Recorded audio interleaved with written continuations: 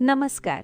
मेष राशीच्या माझ्या लाडक्या रसिक प्रेक्षकांनो, तुमच्या आयुष्यात अशा काही गोष्टी घडत आहेत का ज्यांचा उलगडा तुम्हाला अजूनही झालेला नाही?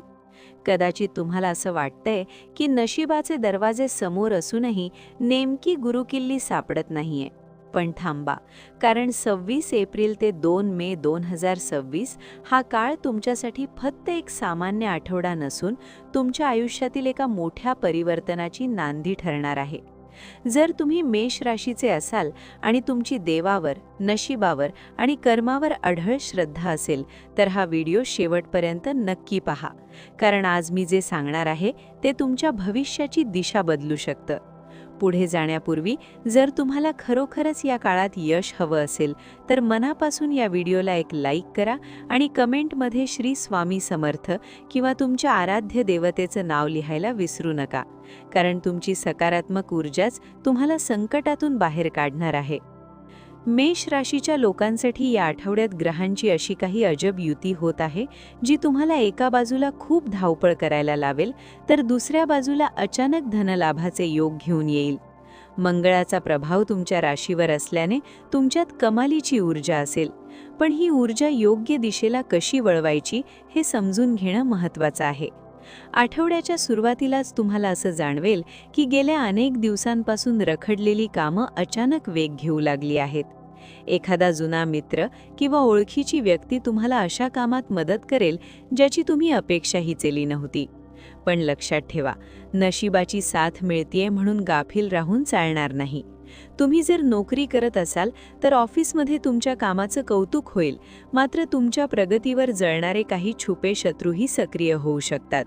त्यामुळे स्वतःचे प्लॅन्स कोणाशीही शेअर करू नका. गुप्तता हाच तुमचा या आठवड्यातील सर्वात मोठा मंत्र असायला हवा. आर्थिक बाबतीत बोलायचं झालं तर हा आठवडा संमिश्र फळ देणारा ठरेल. एकीकडे पैशांची आवक वाढेल तर दुसरीकडे अचानक काही घरगुती खर्च समोर उभे राहतील. पण घाबरू नका, कारण मेष राशीच्या व्यक्तींमध्ये संकटातही मार्ग काढण्याची उपजत शक्ती असते. जर तुम्ही गुंतवणूक करण्याचा विचार करत असाल तर विशेषतः शेअर मार्केट किंवा जमिनीच्या व्यवहारात विचारपूर्वक पाऊल टाका. घाईघाईत घेतलेला कोणताही निर्णय महागात पडू शकतो. तुमच्या खिशात पैसा खेळता राहील, पण तो टिकवायचा कसा हे या आठवड्यात तुम्ही शिकणार आहात. पैशांच्या व्यवहारावरून कोणावरही आंधळा विश्वास ठेवू नका, मग ती व्यक्ती कितीही जवळची असेना. कागदपत्रांवर सही करताना दोनदा वाचा, कारण निष्काळजीपणा तुम्हाला मोठ्या अडचणीत टाकू शकतो. कुटुंब आणि नातेसंबंधांच्या बाबतीत हा काळ अतिशय भावनिक असणार आहे.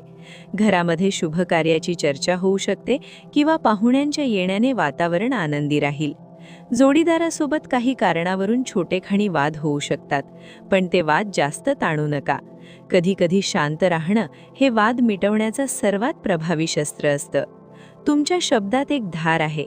ती धार कोणाचं मन दुखावण्यासाठी वापरण्यापेक्षा कोणाला प्रोत्साहन देण्यासाठी वापरा.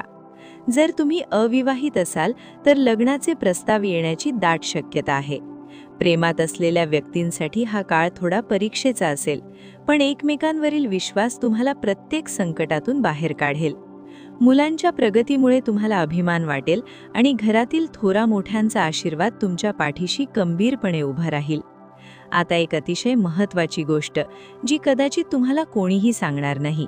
या आठवड्याच्या मध्यभागी म्हणजेच बुधवारी किंवा गुरुवारी तुम्हाला असा एक संकेत मिळेल जो तुमच्या करिअरची दिशा बदलू शकतो. कदाचित ती एक फोन कॉल असेल, एक ईमेल असेल किंवा सहज कोणाशी तरी झालेली भेट असेल. हा संकेत ओळखल्याची दृष्टी तुमच्याकडे असायला हवी. मेष राशीचे लोक खूप कष्टाळू असतात, पण कधीकधी ते योग्य संधी ओळखण्यात उशीर करतात. या आठवड्यात तुमची आंतरिक शक्ती तुम्हाला सांगेल की नेमकं काय करायचं आहे. जर तुम्हाला आत्तापर्यंतची ही माहिती महत्त्वाची वाटत असेल आणि तुम्हाला तुमच्या राशीवर विश्वास असेल तर चॅनलला सबस्क्राईब करायला विसरू नका, जेणेकरून भविष्यातील असेच मार्गदर्शन तुम्हाला मिळत राहील. आरोग्याकडे दुर्लक्ष करणं तुम्हाला या आठवड्यात जड जाऊ शकतं. कामाच्या व्यापात तुम्ही जेवणाच्या वेळा पाळणार नाही किंवा पुरेशी झोप घेणार नाही, ज्याचा परिणाम तुमच्या शरीरावर होऊ शकतो. विशेषतः उष्णतेचे विकार किंवा डोकेदुखीचा त्रास जाणवू शकतो. स्वतःला हायड्रेटेड ठेवा आणि शक्य असल्यास सकाळी थोडा वेळ योगा किंवा ध्यानासाठी द्या. मन शांत असेल तरच तुम्ही योग्य निर्णय घेऊ शकाल. आठवड्याच्या शेवटी तुम्हाला प्रवासाचे योग आहेत. हा प्रवास व्यावसायिक कारणास्तव असू शकतो किंवा कुटुंबासोबत पिकनिकसाठी. हा प्रवास तुमच्या मनाला उभारी देणारा ठरेल आणि नवीन आठवड्यासाठी तुम्हाला ऊर्जा देईल.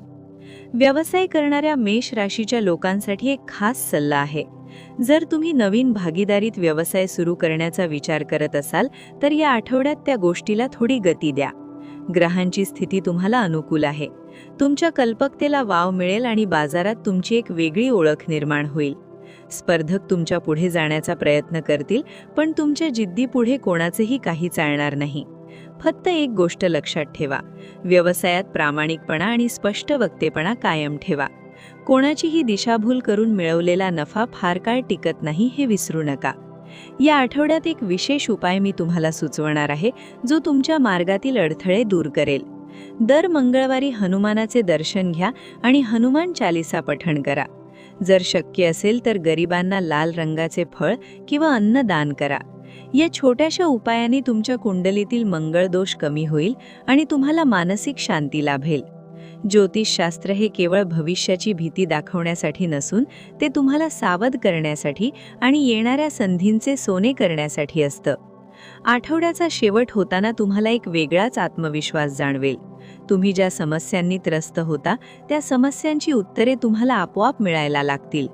अचानक झालेला धनलाभ किंवा रखडलेलं काम पूर्ण झाल्याने तुमच्या चेहऱ्यावर एक वेगळंच हसू असेल.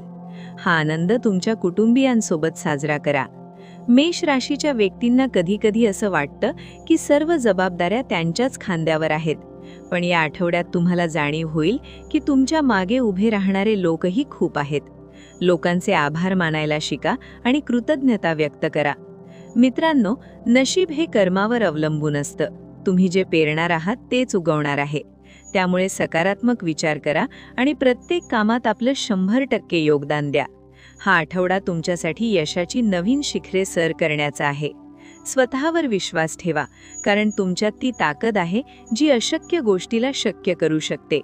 तुमच्या मनात जी काही इच्छा असेल ती लवकरच पूर्ण होवो हीच ईश्वरचरणी प्रार्थना. तुम्हाला हे साप्ताहिक राशी भविष्य कसं वाटलं? तुमच्या आयुष्यात कोणत्या समस्या आहेत ज्यावर तुम्हाला उपाय हवा आहे? हे आम्हाला कमेंट बॉक्समध्ये नक्की सांगा. तुमच्या प्रत्येक कमेंटची दखल घेतली जाईल. जर तुम्हाला हा व्हिडिओ आवडला असेल तर तो तुमच्या मेष राशीच्या मित्रमैत्रिणींसोबत आणि नातेवाईकांसोबत शेअर करा. तुम्ही दिलेला एक शेअर कोणाच्या तरी आयुष्यात आशेचा किरण निर्माण करू शकतो. ज्योतिष गुरु कुटुंबाचा भाग बनल्याबद्दल तुमचे मनापासून आभार. पुन्हा भेटूया अशाच एका मार्गदर्शक व्हिडिओमध्ये. तोपर्यंत आनंदी रहा, सुरक्षित रहा आणि सकारात्मक रहा. श्री स्वामी समर्थ. शुभम भवतु. धन्यवाद.